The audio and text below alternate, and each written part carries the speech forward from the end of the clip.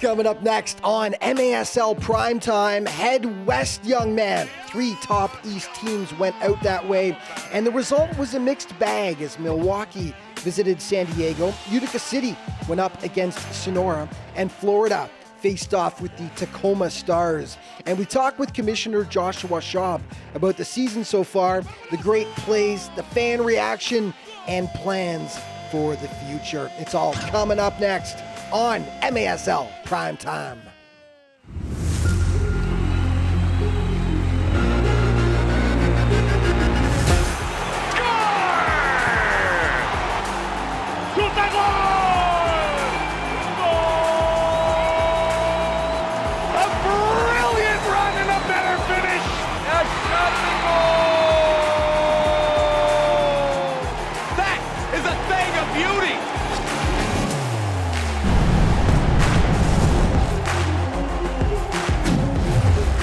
This is MASL Primetime. Welcome back, everybody. I'm Alex Bastiavansky. There were some massive tilts that went down in Week 15 of play, and the interconference matchups continue to add spice to the regular season schedule. One of the biggest last weekend featured a former champ versus the current title holder. Now, no question about it, these are two of the most successful franchises in arena soccer history. The San Diego Sockers and Milwaukee Wave have won 21 championships between the two of them.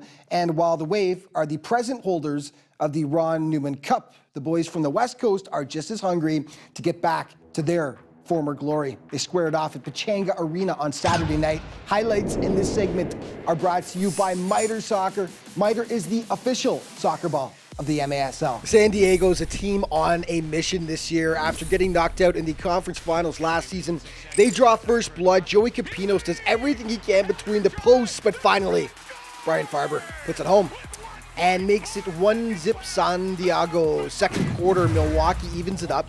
San Diego backing off on Marcio Lete. Bad move. Too much time and space, and he just picks his spot. Leo de Oliveira responds for the blue and gold. Does he ever? Screamer. Over 4,000 strong at Pechanga Arena. We're loving it. On to the second half. Gerardo Jurado smokes the offering past the keeper, and the Sockers had the defending champions on the ropes, but they couldn't deliver the knockout punch quite yet.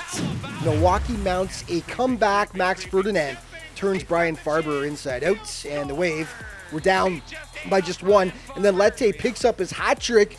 More importantly, this tied the game up 5-5. So this one was off to a shootout. Boris Pardo, the reigning MASL Keeper of the Year, and he comes up huge right there to rob superstar Ian Bennett. And then must score to win or we go to round 5. He does! The shootout goal! The overtime win! Of course, it's Mr. San Diego, Craig Childs, winning it for the home side. What a game. More East-West battles ahead. Tacoma hosting Florida for 2 games, actually. This was the first. 452 win. Guilherme dos Santos makes it 1-0 for the Tropics. Tacoma responds. Hugo Silva makes the first stop. Alessandro Canale jumping on the rebound, though, and it's 1-1. Minute and a half later, Drew Ruggles smashes it past Danny Waltman. 2-1 Tropics after 15 minutes. Reigning MASL MVP Nick Pereira gets going, though. Again, Silva makes the big stop, and again, nobody clears out the rebound. Nick pounces.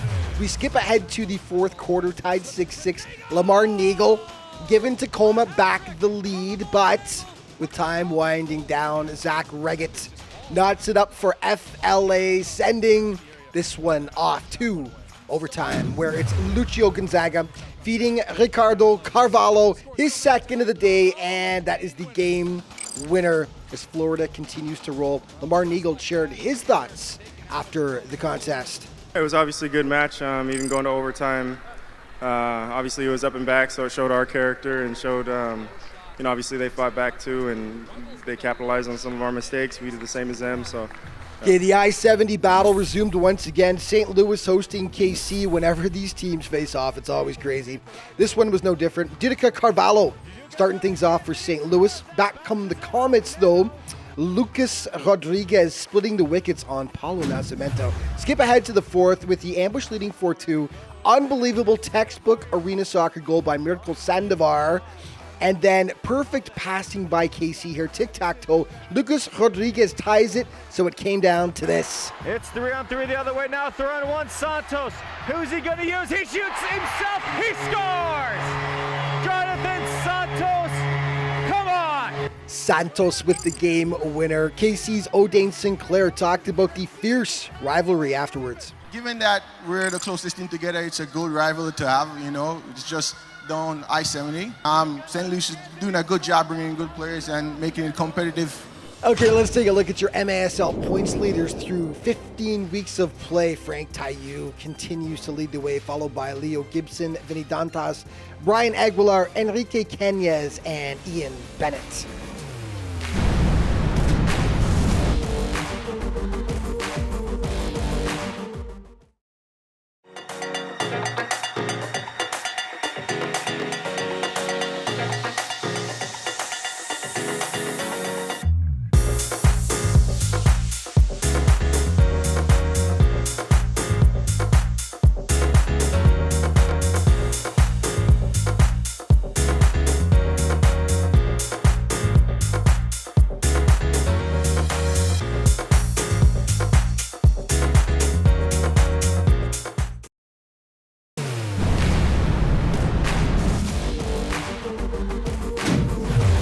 Hey, welcome back to MASL Primetime. We're now into the last few weeks of regular season play, and the playoff picture in the Western Conference is as clear as mud. Sure, Monterrey and San Diego have secured the first and second seeds, respectively, but beyond that, it's pure madness. Several teams are sitting right around that 500 mark and are scrapping it out for the final two postseason berths. Sonora is one of those squads, and the Mexican side was trying to score an essential win against Eastern Power Utica City last weekend. These are two teams that had never faced each other before, and Sonora gave the Blues all they could handle, although Utica hits first 10 seconds in.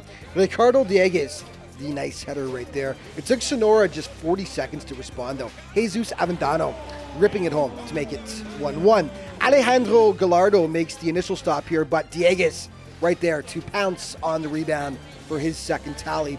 Back and forth they went. Daniel Lopez, the screamer, past Coughlin to tie it at 2 apiece.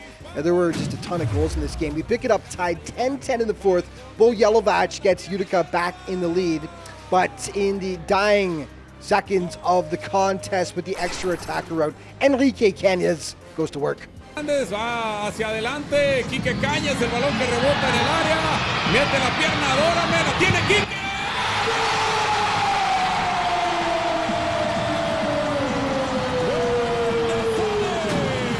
This one would end up going to overtime. Finally, Liam Callahan wins it for UCFC. They take it 12-11, but the two squads would tangle again that weekend with a much different result.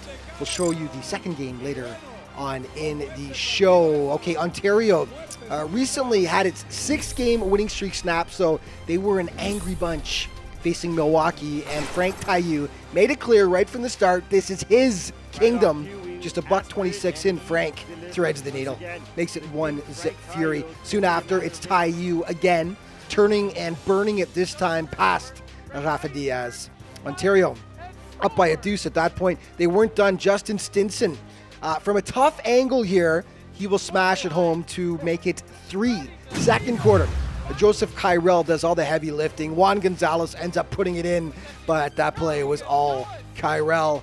Milwaukee finally makes up. Ian Bennett hits the streaking Max Ferdinand out front, and the wave was on the board, but Taillou says, no comeback today, boys. That's his third of the day. 7-3 final. Fury keeper Chris Toth shared that his boys were pumped and ready for this contest for some time. Yeah, in the beginning of the season, I think everybody had that one circled here in Ontario. It was a massive game, especially dropping that game against Turlock the other night. We knew it had to be a rebound game. We did so well on the road, and to lose that winning streak and the momentum a little bit there, it was really important to reestablish it and win at home. Okay, speaking of Turlock, they headed east to take on Orlando. Matthew Germain gets the visitors on the board first late in the opening quarter. And then Orlando keeper Josue Mazon gets caught in no man's land, and Turlock takes full advantage. Juan Rojo with the tally. The Seawolves cut their deficit in half. Rafa Tobias feeds Armando Tello 2-1 after 15 minutes. Ivan Campos restores the 2-goal Express advantage as he puts home the third chance, 3-1. With the score 4-1, Jeff Michaud smashes one of the nicest goals of the week. Beauty. It was 4-2 at the half. Turlock really turns it on from that point, though. Christian Valadez tickles the twine, and it's a fruitful trip east for Cal as they double up the Seawolves by a 14-7 count. Mesquite hosting Monterey. The Flash had lost just once in 19 matches heading into this one. They jump all over the Outlaws. Hugo Puentes gets the first, and then watch how much time Eric Rosas has here. Yeah, just a bit too much. Time and space. 3-0 after 15 minutes. Edgar Gonzalez had a big game for Monterey, and that beauty is the first of 2 on the day.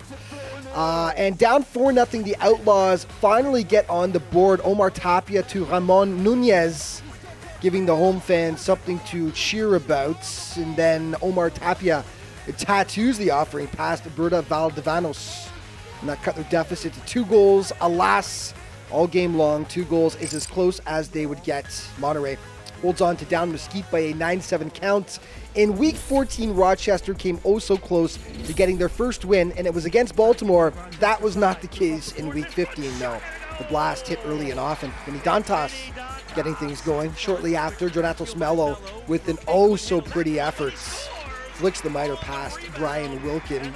Leading 4-zip, Juan Pereira notches his second of the day, and it's 5-0 for the Blast. Rochester snaps the shutout off a weird one. August Finn getting credit for that one. And then seconds later, Andre Demidov, top shelf, past William Vanzela. But this Baltimore squad is fighting for a playoff spot, and they were ruthless. Jeremy Raley puts home the Dantas pass. Baltimore puts a spanking on Rochester, 12-3 the final. Let's take a look at your MASL save percentage leaders. Rafa Diaz leading the way, followed by Chris Toth, Hugo Silva, William Benzela, William Banaheni, and Andrew Coughlin.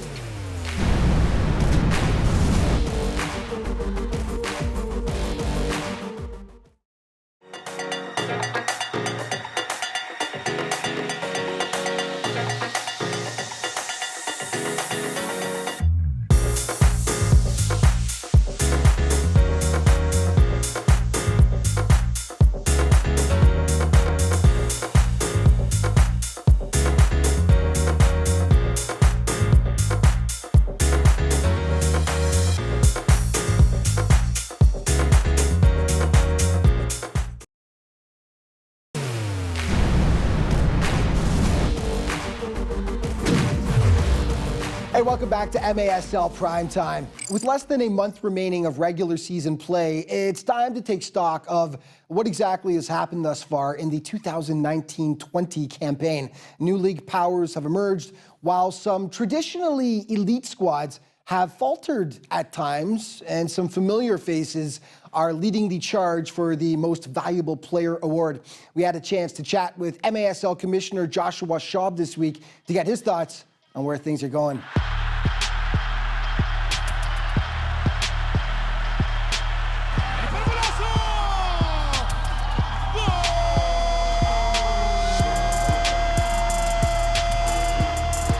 With 15 weeks of play in the books, the Major Arena Soccer League regular season is now in the home stretch, with the playoffs fast approaching. There have been highs. Lays it up, Hagen with a shot to goal! Oh, Guilherme! And lows. New rivalries developed and old ones renewed. There's been high drama. Oh, what a goal! Woo! What a goal from Frankie Siliberto! And at times, all-out war. And now we have a fight in front of the Harrisburg bench. Oh boy, both parties involved.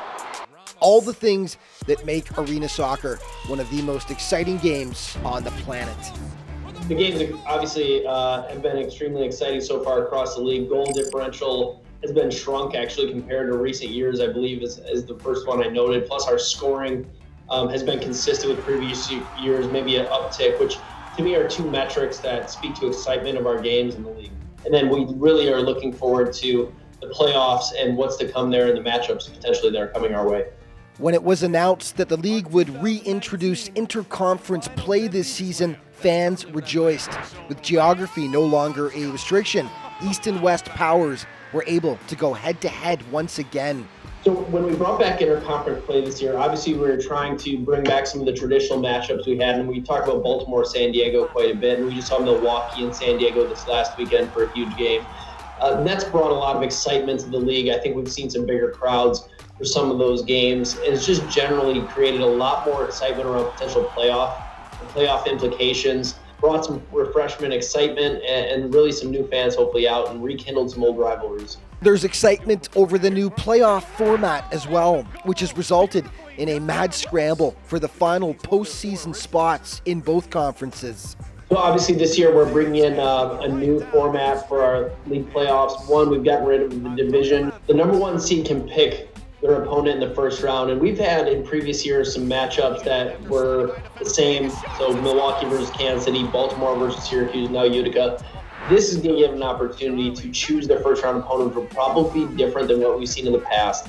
Add some intrigue. It's going to add another PR opportunity for us leading into the playoffs. Just speaking in generally about the playoff race, you can see in the West and the East there's some jockeying for that last position that I think we otherwise probably wouldn't have had. With players coming to the league from all over the planet, one obstacle this season has been regarding immigration, a challenge that Commissioner Joshua Schaub points out is certainly not unique to the MASL.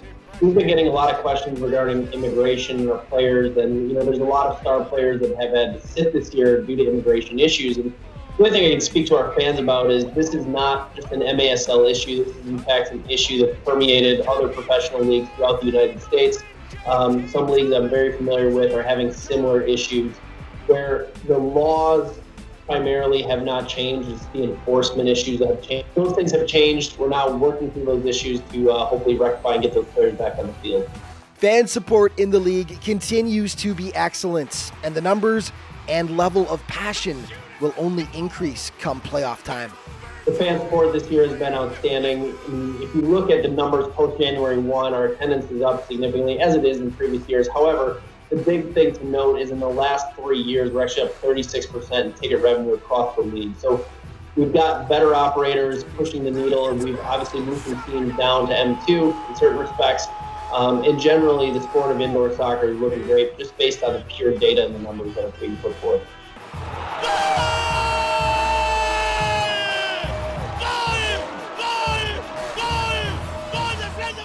And that Monterey Flash team has been the best in the MASL so far this season. They hosted Dallas in Week 15. This one wasn't even close.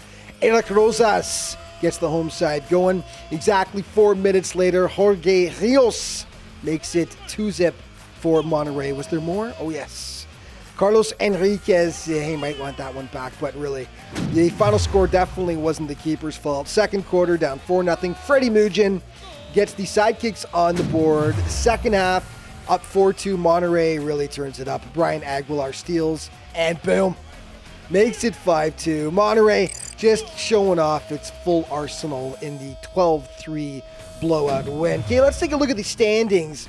Florida has clinched the playoff spot in the East, followed by Utica, Milwaukee, Baltimore, with Harrisburg hotly in pursuit of the final playoff spot in the West. Monterey has clinched the conference.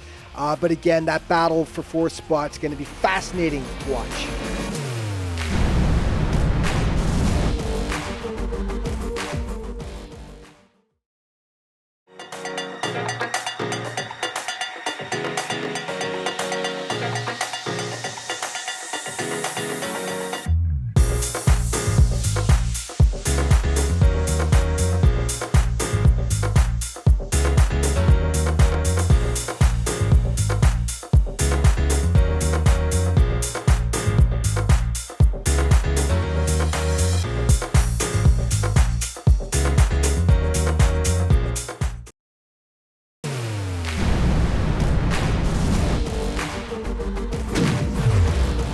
Hey, welcome back to MASL Primetime. While the expansion Mesquite Outlaws have been impressive in their first season, the squad they share the Dallas Metroplex with have really suffered by comparison. The Sidekicks were a hurting bunch entering week 15 of play, having racked up just 2 wins on the season, and to make matters worse, they had dropped all 3 contests to the Outlaws in the Dallas Derby. And plus, Mesquite was a fired-up bunch heading into this contest as they were in the fight for a playoff spot. Conversely, Dallas had already been eliminated from postseason contention, so all the ingredients were there for a blowout, but never discount the joy a team can get from spoiling the day of its rival. Game highlights in this segment are brought to you by Sports Resource Group, proud partner of the MASL, SRG, building walls that bring us together. Just 35 miles separate the home arenas of these two teams, so needless to say, rivalry is pretty intense between these two, and the home side hits first. Victor Almendariz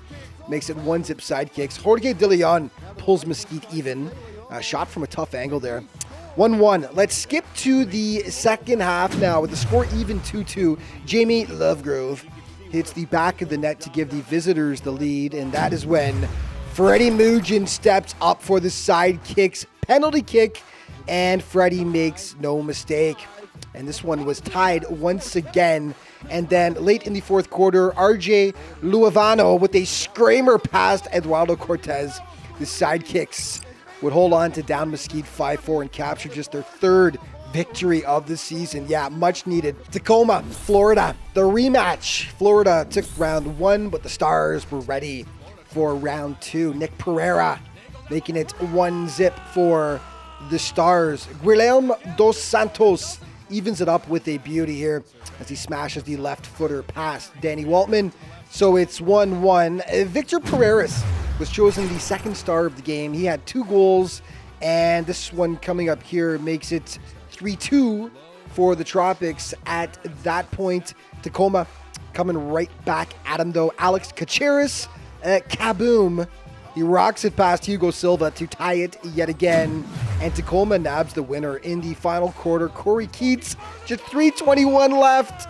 And that gives Tacoma the huge win, just Florida's 3rd loss of the season. Stars keeper Danny Waltman was asked afterwards if the team changed its strategy at all for the rematch. Yeah, nothing changed. We just kept going. We knew we could play with them, and we just kept the same game plan, and we just didn't make the plays the other night, and tonight we made them. Okay, this was the other rematch. Utica beat Sonora in overtime the day before, but Sonora took it to them this time. Just 10 seconds in, Daniel Lopez making it 1-zip Soles. Give keeper Alejandro Gallardo a huge assist on this play. Long throw off the boards right to Manuel Aragon. 2-0 Soles. Utica just didn't look like Utica in this game. Andrew Coughlin coughing it up to Daniel Lopez. 3-0. UCFC gets on the board when James Togba rips one over the shoulder of Gallardo, but the Soles were just way too much on this day. Eric Flores back for Edson Sanchez. It was all Sonora all the time. I can't remember the last time Utica lost this bad. Maybe never, actually. They'll bounce back, but it's still a 14-5 spanking. Okay, let's take a look at the naughty list for week 15, and it's actually a holdover from last week where Vadim Kojikov of St. Louis, for that foul right there, violent conduct on Ian Bennett, he was originally given a 1-game suspension. That has been extended to a 2nd game to be served on March the 8th. And our team of the week for week 15, here it is: Brian Aguilar, Frank Tayu, Daniel Lopez, Jonatos Mello, Alex Caceres, and keeper Chris Toth. And speaking of him, our Sport Turf Primetime player of the week goes to keeper Chris Toth of the Ontario Fury, who faced off against the defending champion Milwaukee Wave last week. And boy, he had a great game. 18 saves, .857 save percentage to lead the Red Hot Fury to the win over the defending champs. And our Primetime plays of the week, number 5, Tacoma's Corey Keats, the howitzer against Florida that gave the Stars the win. Number 4, Milwaukee in Ontario, Ian Bennett shaking off his man, hits Max Ferdinand out front, who finishes in style. Number 3, Orlando's Jeff Michaud is becoming a staple in our top 5. He puts that beauty top shelf. against Cal. Number 2, San Diego's Leo de Oliveira, shaking and baking against Milwaukee, and he crushes the offering past Rafa Diaz. And number 1, a true arena soccer beauty, just Casey's Mirko Sandoval against St. Louis, spinning it off the glass and past Paulo Nascimento. Oh yeah, absolutely gorgeous, and that is our prime time play of the week. Yeah, we are all out of time for today, but just a reminder, MASLsoccer.com is, of course, your home base for all things in the Major Arena Soccer League, and there's all kinds of other social media to keep you up to date as well. Thank you so much for watching. We'll see you next week.